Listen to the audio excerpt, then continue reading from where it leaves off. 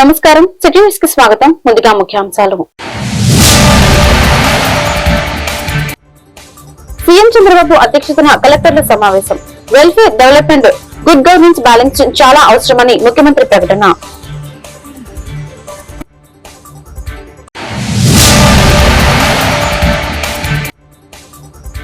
చంద్రబాబు పాలన అంతా విధ్వంసమే, రాష్ట్ర ఆదాయం తగ్గి ఖర్చులు పెరిగాయి. వైఎస్ జగన్ విమర్శలు.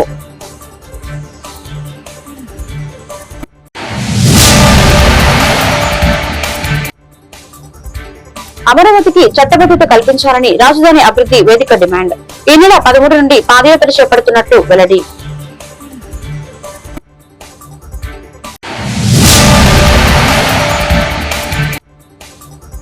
రోడ్లు, డ్రైన్లలో చెత్త వేస్తే భారీ జరిమానా. పర్యవేక్షణ కోసం ప్రత్యేక అధికారుల నియామకం. కమిషనర్ మయూర్ అశోక్ హెచ్చరిక. సీఎం అధ్యక్షతన 6వ కలెక్టర్ల కాన్ఫరెన్స్ సచివాలయంలో జరిగింది. ఈ సందర్భంగా సీఎం మాట్లాడుతూ 3 నెలలకు ఒకసారి కలెక్టర్ కాన్ఫరెన్స్ పెట్టి ప్రభుత్వ విధానాలపై క్లారిటీ ఇస్తున్నామని తెలిపారు. Welfare development, good governance balance చాలా అవసరమని చెప్పారు. వర్చువల్ ఫిజికల్ వర్కింగ్ ఈ రోజు రియాలిటీగా మారుతోందని సీఎం అన్నారు. పర్వాలేదు అనే ఉదాసీనత కూడా చేయాల్సిన పనులపై ప్రభావం చూపుతాయని తెలిపారు. గతంలో విజన్ 2020 పెట్టినప్పుడు చాలా మంది విమర్శించారని, ఇప్పుడు అది ఫలితాన్ని ఇవ్వడంతో 2047 వైపు అందరూ చూస్తున్నారని సీఎం అన్నారు.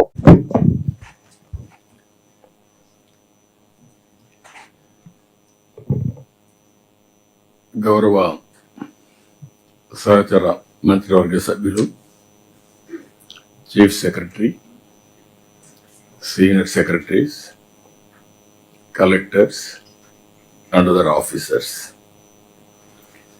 అన్ని ఉపయోగించుకొని ఈ అవకాశాలతో తాత్కాలికంగా సంక్షేమం అంటే సంక్షేమం ఇస్తూనే ఉండాలి ఎంపవర్మెంట్ కోసం, ఆర్థిక అసమానతలు తగ్గించడానికి. అదే సమయంలో welfare development and good governance balancing. ఎందుకంటే ఒకప్పుడు మీరు ఆఫీసులో కూర్చొని ఫైల్స్ రాసే పరిస్థితి నుంచి ఈరోజు ఎక్కడ కూర్చున్నా ఏం జరుగుతుందో మీ డిపార్ట్మెంట్ లేకపోతే కలెక్టర్స్ గా మీ పరిధిలో మొత్తం విషయాలు తెలుసుకునే పరిస్థితి వస్తుంది. This is the new approach. Virtual physical working is reality. ఇవన్నీ చూసిన తర్వాత మనం ఈ 20 నెలల్లో long way we have done something remarkable things. అయితే దీన్ని ఉపయోగించుకోగలిగితే నెక్స్ట్ లెవెల్ మనం పోయే పరిస్థితి వస్తుంది. అయితే నేను తీసుకునే విధానాలు ఇక్కడ నేను గాని, డిప్యూటీ సీఎం గాని, సహచర మంత్రివర్గ సభ్యులు గాని మీరు తీసుకునే విధానాన్ని మీరు ఆలోచిస్తే, ఎప్పుడైనా అభివృద్ధి చేయాలంటే అనేక అవకాశాలు ఉంటాయి. పర్వాలేదు అనే ఉదాసీనత ఉంటే కూడా మనం ముందుకు పోలేం.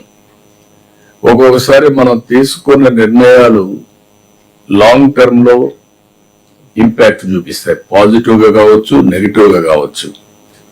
ఎప్పటికప్పుడు వాచ్ చేసుకుని మనం ఇవన్నీ కూడా కరెక్టివ్ మెజర్స్ కూడా తీసుకోవాల్సిన అవసరం ఉంది. ఈరోజు మనందరం కూడా ఒక 10 సూత్రాలు, ఒకప్పుడు విజన్ 2020 నేను పెట్టినప్పుడు చాలా మంది విమర్శించారు, కానీ అది వాస్తవం అయిన తర్వాత ఇప్పుడు ప్రతి ఒక్కరూ విజన్ 2047 కి ముందు పోయే పరిస్థితికి వచ్చారు. అటు కేంద్రం, ఇటు రాష్ట్రాలు అందరం చేస్తున్నాం. ఇక్కడికి వచ్చినప్పుడు మనం గుర్తుపెట్టుకోవాల్సిన 10 ప్రిన్సిపల్స్ పెట్టాం. నా లెక్క ప్రకారం it is a unique approach. ఆ 10 ప్రిన్సిపల్స్ మాస్టరైజ్ చేస్తే మనం అనుకున్నటువంటి సుపరిపాలన, వెల్ఫేర్ డెవలప్మెంట్ బ్యాలెన్స్ తీసుకొని ముందుకు పోయేందుకు అవకాశం ఉంటుంది. ఇప్పుడు అందుకే ఈ రోజు ఈ కాన్ఫరెన్స్ లో నేను ఎక్కువ ఉపన్యాసాలు కాకుండా మీకు ఒక నిర్దిష్టమైన టార్గెట్స్ మనం డిస్కస్ చేసుకుంటున్నాం. ఈ రోజు రేపు మీకు అన్ని సబ్జెక్ట్స్ గురించి మనం చర్చ చేసుకున్న తర్వాత మీరు నేను కలిసి అందరం ఆల్ ఆఫ్ అస్ కలిసి వాల్యూ అడిషన్ ఇస్తాం. కొత్త కొత్త ఆలోచనలు ఉంటే ఆ ఆలోచనలు కూడా మనం యాడ్ చేద్దాం.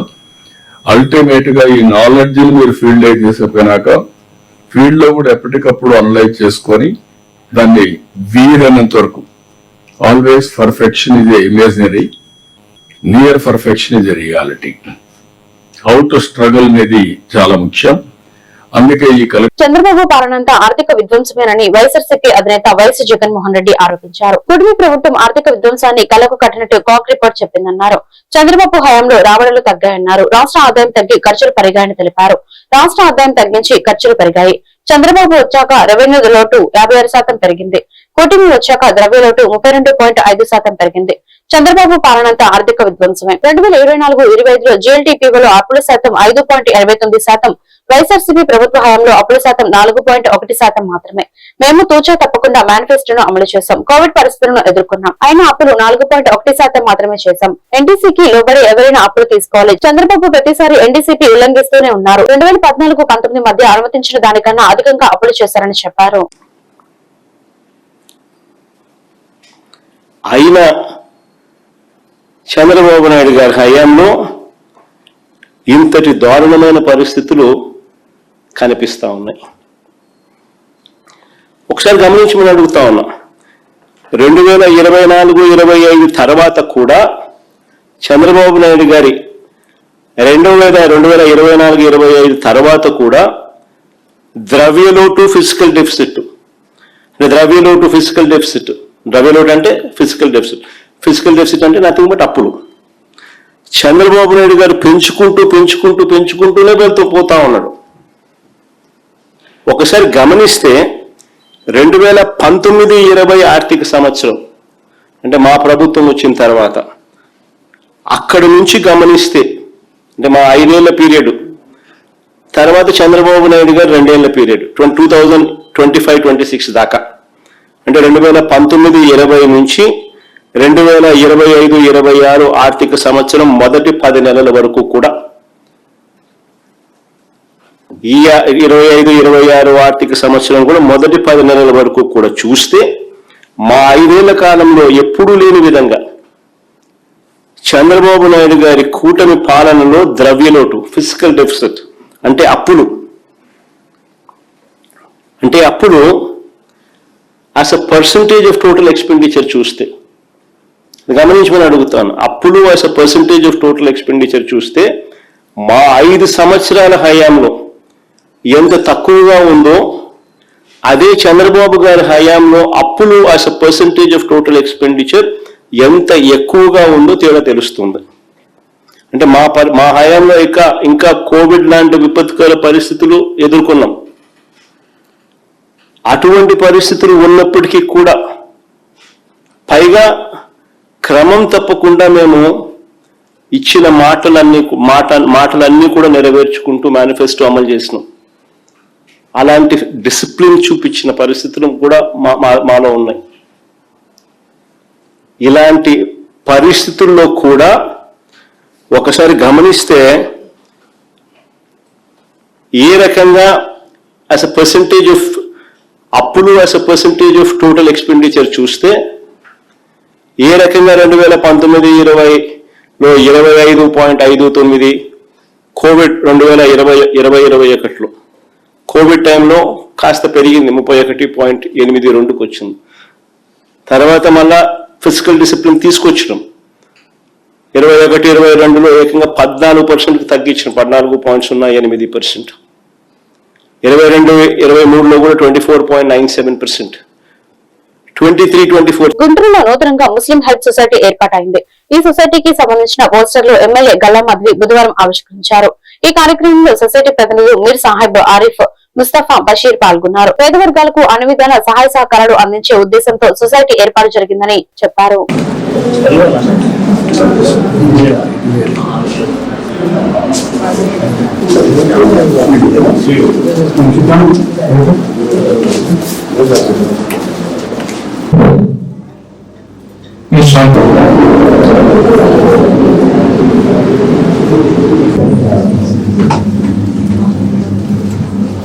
ముస్లిం వెల్ఫేర్ అసోసియేషన్ అని చెప్పి రాష్ట్ర వ్యాప్తంగా కూడా లాస్ట్ ఎలక్షన్ ముందు ఉగాది రోజు బాబు గారిని కలిసి సెంట్రల్ ఆఫీస్లో రాష్ట్ర వ్యాప్తంగా మద్దతు ఇచ్చి టీడీపీకి అన్ని నియోజకవర్గాల నుంచి అన్ని జిల్లాల్లో టీడీపీ ప్రపంచనంగా మేము అన్ని రాష్ట్రాల్లో అన్ని జిల్లాల నుంచి కూడా మనం మద్దతు ఇచ్చి గెలిపించుకున్నాము.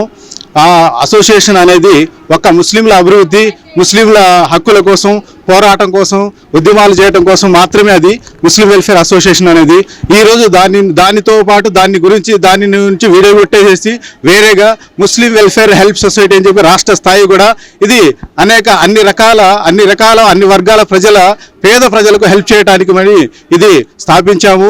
ఇది గుంటూరు నియోజకవర్గం మన 2 ఎమ్మెల్యే మాధవి గారు మొన్న మన మహిళా దినోత్సవం రోజు ఆవిష్కరణ చేద్దాం ఈ లోగో అని చెప్పి అనుకున్నాము. కానీ మేడం గారు అనివార్య కారణం వల్ల బిజీగా ఉండటం వల్ల ఆ రోజు షెడ్యూల్డ్ బిజీగా ఉండటం వల్ల మేము కలవలేకపోయాం. ఆమె చేతుల మీదుగా ఈ లోగో ఆవిష్కరించలేకపోయాము.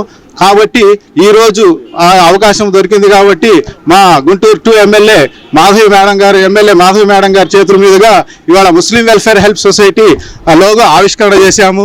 ఇది పేద ప్రజలకు రాష్ట్ర వ్యాప్తంగా ఉన్న అసోసియేషన్స్, రాష్ట్ర వ్యాప్తంగా మా సభ్యులు ప్రతి జిల్లాల్లోనూ, ప్రతి నియోజకవర్గంలోనూ, ప్రతి మండలంలోనూ, ప్రతి గ్రామంలోనూ కూడా 5 మంది సభ్యులు, కమిటీ సభ్యులు ఉంటారు. డైరెక్ట్గా ఇది ఒకే గ్రూప్ ఉంటుంది.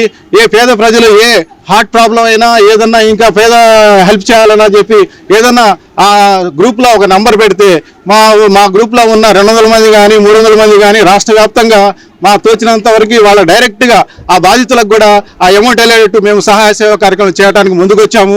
ఇది మేము ఈ పత్రికా ముఖాపరంగా మీ అందరికీ ధన్యవాదాలు తెలియజేస్తూ మా మేడం గారికి కూడా మా లోగో ఆవిష్కరించేందుకు ఆమెకి ధన్యవాదాలు. ఆచార్య నాగార్జున యూనివర్సిటీలో ఏర్పాటు చేసిన ఓపెన్ ఎయిర్ ఫోర్స్ రిక్రూట్మెంట్ విజయవంతంగా కొనసాగుతోందని రిక్రూట్మెంట్ ఆఫీసర్ షేక్ యాకూబ్ అలీ తెలిపారు.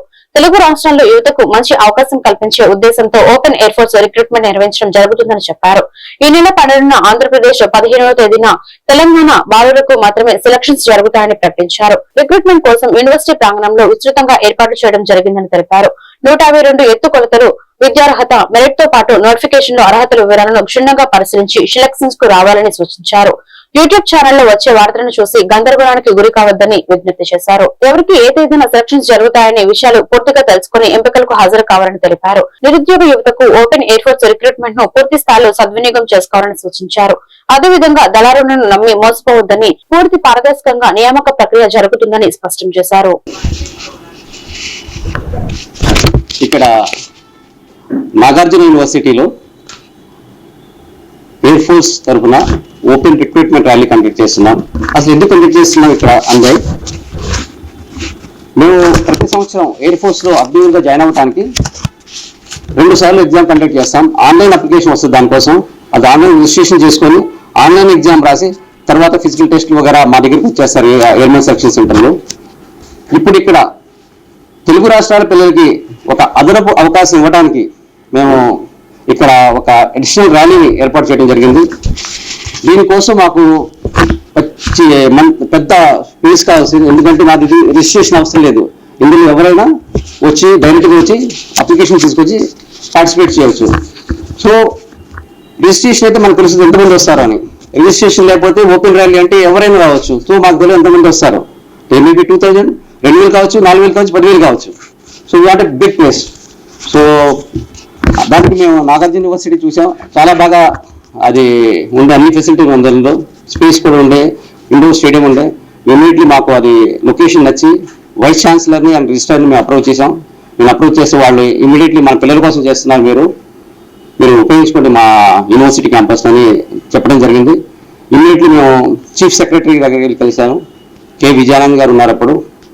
అండ్ ఆయన కలిస్తే ఆయన చీఫ్ సెక్రటరీ గారు చాలా హోల్ హార్టెడ్ సపోర్ట్ ఇస్తాం మీకు, మీరు తెలుగు రాష్ట్రాల పిల్లల కోసం చేస్తున్నారు కాబట్టి అని చెప్పారు. ఇమీడియట్లీ ఆయన గుంటూరు కలెక్టర్ గారికి ఉత్తర్వులు జారీ చేశారు, కావాల్సిన సపోర్ట్ చేయమని మమ్మల్ని. తర్వాత గుంటూరు కలెక్టర్ గారిని కలిస్తే అలాంటి ఇంటర్మీడియట్ తత్సమాన పరీక్ష ఏదైనా పాలిటెక్నిక్ కానీ ఐటీ కానీ ఉండాలి. అగ్రిగేట్ 50% మార్క్ ఉండాలి. ఇంగ్లీష్లో కంపల్సరీగా 50% మార్క్స్ ఉండాలి. ఇంటర్మీడియట్లో మనకి ఇంటిగ్రేటెడ్ సర్టిఫికేట్ ఇస్తాడు, 11th, 12th కలిపి. సిబిఎస్ఈది ఒకటే వస్తాయి 12th సర్టిఫికేట్, కానీ మన ఆంధ్రప్రదేశ్ తెలంగాణలో 11th, 12th కలిపి సర్టిఫికేట్ ఇస్తాడు. సో 2 కలిపి ఇంగ్లీష్లో ఫస్ట్ ఇయర్ సెకండ్ కలిపి మినిమం 60% ఉండాలి. Average 50%, sorry it is actually 50%. And aggregate కూడా 50% ఉండాలి. సిమిలర్లీ పాలిటెక్నిక్ కూడా 50% ఉండాలి, ఐటీలో కూడా 50% ఉండాలి. 2 సంవత్సరాలలో వాళ్ళకి అగ్నివీర్ పత్లో వాళ్ళు వెళ్తే వాళ్ళకి ప్రతి నెల 30,000 ఇస్తారండి. ఆ 30,000లో మళ్ళీ 9,000 సేవా నిధి అని ఒక ఒక ఫండ్ లో అది అక్యుములేట్ అవుతుంది. సో 4 సంవత్సరాల తర్వాత వాళ్ళు బయటకు వచ్చినప్పుడు వాళ్ళకి దాదాపు 10,04,000 వరకు వాళ్ళ చేతిలో అమౌంట్ ఉంటుంది. ఈ 30,000లో కూడా 21,000 వాళ్ళ చేతిలో ఉంటుంది కదా ప్రతి నెల. అందులో కూడా వాళ్ళు సేవ్ చేసుకొని దాదాపు వాళ్ళు ఒక 10 లక్షలైనా వాళ్ళు ఒక ఈ 4 years లో కూడా వాళ్ళు సేవ్ చేసుకుంటే ఆ 10 లక్షలు ప్లస్ ఈ యొక్క సేవా నిధి నుంచి ఒక 10 లక్షలు, ఒక 24 years బాయ్కి 20 lakhs చేతిలో ఉందంటే ఆయన రేపు పొద్దున ఒక మంచి ఎంటర్ప్రినర్ గా ఒక స్టార్ట్అప్ లో స్టార్ట్ చేసుకోవచ్చు. తర్వాత అగ్నివీర్ మన వాయు వాళ్ళు బయటకు వచ్చిన తర్వాత తక్కిన పోలీస్ లో కానీ తర్వాత బిఎస్ఎఫ్ లో కానీ దాంట్లో వాళ్ళకి రిజర్వేషన్ కూడా ఉంటుంది. So another opportunity for employ. Guntur పరిధిలో రోడ్లు డ్రైన్లలో చెత్త వేస్తే భారీ ఫైన్ తప్పదని గుర్తించిన ప్రాంతాల్లో 24 గంటల పర్యవేక్షణకు ప్రత్యేకంగా సిబ్బందిని కేటాయించామని నగర కమిషనర్ కె మయూర్ అశోక్ స్పష్టం చేశారు. బుధవారం యాదవ్ బజార్, ఆలీ నగర్, పాత గుంటూరు మెయిన్ రోడ్డు తదితర ప్రాంతాల్లో విస్తృతంగా పర్యటించారు. అభివృద్ధి పారిశుద్ధ్య పనులను పరిశీలించారు. ఈ సందర్భంగా కమిషనర్ మాట్లాడుతూ జేఎంసీ ప్రజారోగ్య కార్మికులు ఇంటింటి చెత్త సేకరణకు వస్తున్నారని, కమర్షియల్ సంస్థలు టిఫిన్ బండ్ల నుండి వ్యర్థాల సేకరణకు ఏజెన్సీలు ఉన్నప్పటికీ కొందరు నిర్లక్ష్యంగా రోడ్ల మీద డ్రైన్లలో వ్యర్థాలు వేస్తున్నారన్నారు. ప్రజారోగ్య దృష్ట్యా అటువంటి వారిపై కఠిన చర్యలు తీసుకుంటామన్నారు.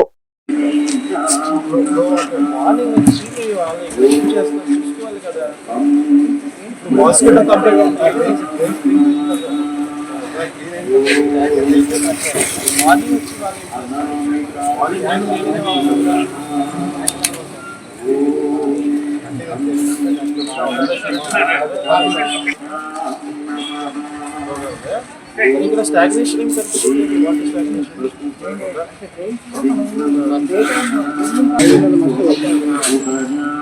ఏం చేస్తారు తర్వాత?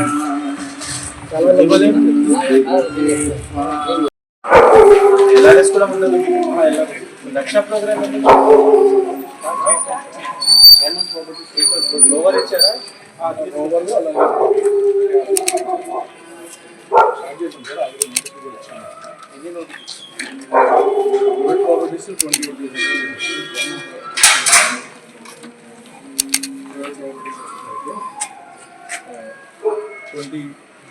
ఎంత అయింది ఇక్కడ? వాటర్ ట్యాక్స్ కలెక్షన్స్ అవ్వట్లేదు, 10% కావలేదు మిగతా ఎందుకు ఇవ్వట్లేదు? మరి 80 రూపీస్ కదా.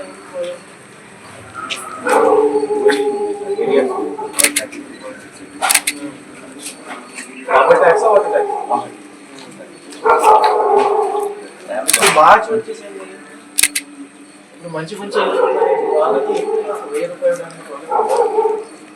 చిన్న ఇల్లుకి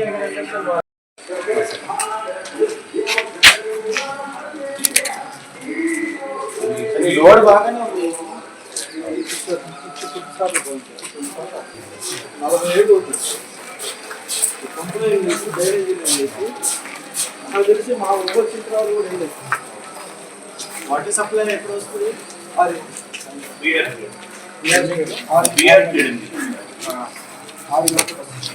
నుంచి 7:30 దాకా ఈవినింగ్ వస్తుంది. 97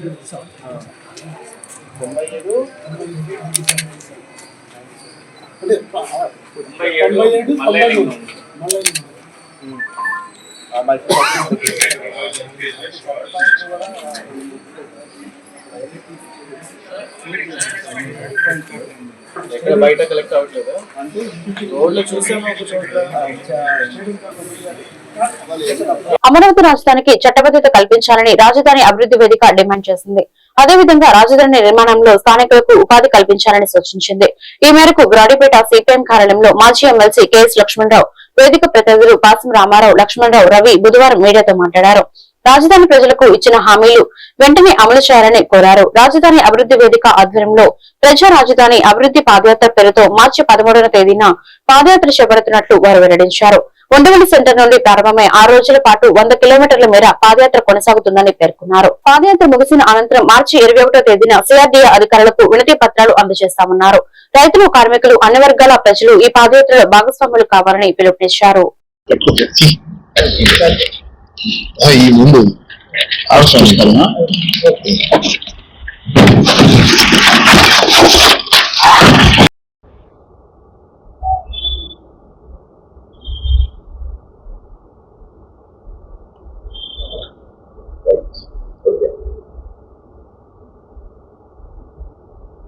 రాజధాని అభివృద్ధి వేదిక మొదటి నుండి రాజధానిగా అమరావతి కొనసాగాలి అనే ఒక స్పష్టమైన వైఖరితో ఉంది.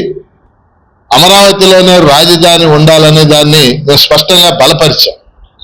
కానీ అదే సమయంలో ఈ రాజధాని ప్రజా రాజధానిగా ఉండాలని మేము ఆ వైఖరిని కలిగి ఉన్నాం. అందుకని రాజధానిని ప్రజా రాజధానిగా నిర్మించాలని కోరుతూ మార్చి 13వ తారీఖు నుంచి మార్చి 13వ తేదీ నుంచి 6 రోజుల పాటు ఒక 100 కిలోమీటర్ల పాదయాత్ర రాజధాని ప్రాంతంలో రాజధాని అభివృద్ధి వేదిక ఆధ్వర్యంలో నిర్వహించాలని భావించాం. దీన్ని విజయవంతం చేయాలని కోరుతాం. ప్రధానంగా రాజధాని అమరావతికి చట్టబద్ధత కల్పించాలి. పార్లమెంటులో బిల్లు ప్రవేశపెట్టి ఇక రాజధాని ఇక్కడే ఉంటుంది అనే చట్టబద్ధత కల్పించాలని మేము డిమాండ్ చేస్తున్నాం. వాస్తవంగా ఇప్పుడు జరుగుతున్న సమావేశాల్లో ఆ రకమైన బిల్లు పెడతారని మేము ఆశించాం. కానీ అదేమీ కనపడటంలా. అంటే ఏ ప్రభుత్వం ఒకవేళ అధికారంలోకి వచ్చినా రాజధాని ఇక్కడే కొనసాగాలనే విధంగా చట్టాన్ని చేయాలి, పార్లమెంట్ ఆ చట్టాన్ని ఆమోదించాలని చెప్పేసి మేము డిమాండ్ చేస్తా ఉన్నాం. రెండో అంశం, రాజధాని నిర్మాణానికి ఇప్పుడు జరుగుతున్న భవనాలు అవి సచివాలయం కావచ్చు, రాజ్భవన్ కావచ్చు, హైకోర్టు కావచ్చు, రాజధాని అభివృద్ధి వేదిక ఆధ్వర్యంలో రాజధాని ప్రాంతంలో ఉన్నటువంటి సీడ్ క్యాపిటల్ 29 గ్రామాల్లోనూ అక్కడ ఉన్నటువంటి రైతులు, సాధారణ ప్రజలు, వ్యవసాయ కార్మికులు, ఇతర రైతులు, అదేవిధంగా పేదలు ఎదుర్కొనేటువంటి సమస్యల అధ్యయనం చేయడం కోసం పాదయాత్ర జరుగుతూ ఉంది. ఈ పాదయాత్ర 6 రోజుల పాటు 100 కిలోమీటర్లు సాగుద్ది. ముఖ్యమైన అంశాలని లక్ష్మణరావు గారు చెప్పారు. 2-3 అంశాలు ప్రధానమైన అంశాలు ఉన్నాయి. మొదటి విడత భూసేకరణ చేశారు. 33,700 ఎకరాల భూములు తీసుకున్నారు. 15,000 ఎకరాల భూములు గవర్నమెంట్ భూములు, మొత్తం 50,000 ఎకరాల భూములు ఉన్నాయి. రైతులకి ప్లాట్లు ఇచ్చారు. ఆ ప్లాట్లు ఇంతవరకు అభివృద్ధి కాల. ఇప్పుడు ఏమంటున్నారు రైతులు, మొదటి విడత భూములు ఇచ్చినటువంటి వాళ్ళకే ప్లాట్లు ఇంకా. లక్ష్మణరావు గారు, రామారావు గారు చాలా విషయాలు చెప్పారు రాజధానికి సంబంధించి. పాదయాత్ర 13వ తేదీ 7 గంటలకి ఉండవల్లి, రాజధాని ముఖద్వారమైన ఉండవల్లి నుంచి ప్రారంభమవుతుంది. ప్రధానమైన డిమాండ్ చెప్పారు, చట్టం చేయాలని చెప్పి, పార్లమెంట్ లో చట్టం చేయాలని చెప్పి, రాజధాని అమరావతి అని చెప్పి ప్రభుత్వం చెప్తా ఉంది. మౌలిక సదుపాయాల కోసం గ్రామాల్లో, రాజధానిలోని గ్రామాల్లో 904 కోట్లు రిలీజ్ చేశారు. మేము అడుగుతా ఉంది, అక్కడ ప్రభుత్వ భవనాలు నిర్మిస్తా ఉన్నారు, సంతోషం. వాటితో పాటు గ్రామాల్లో కూడా మౌలిక సదుపాయాలు ఏకకాలంలో, ఆ భవనాలతో పాటు ఈ గ్రామాల్లో కూడా మౌలిక సదుపాయాలు ప్రభుత్వం ఏకకాలంలో పనులు ప్రారంభించాలి. ఇదిగో శాంక్షన్ చేశాం 904 కోట్లు అంటున్నారే తప్ప గ్రామాలు ఎక్కడ మౌలిక సదుపాయాల కల్పనకు ఇంతవరకు పనులు ప్రారంభం కాలేదు.